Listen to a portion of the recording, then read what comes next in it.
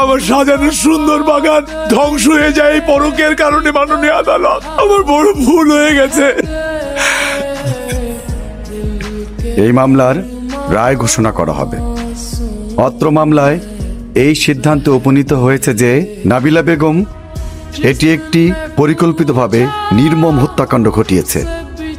Bangladesh penal কোডের ৩০২ ধারায় তার মৃত্যুদণ্ড প্রদান করা হলো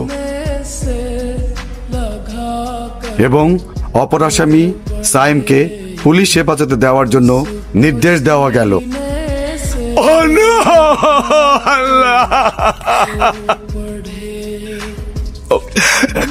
আমি জানি আমার সন্তান পৃথিবীর সবচেয়ে নিরাপদ জায়গায় আছে এবং থাকবে।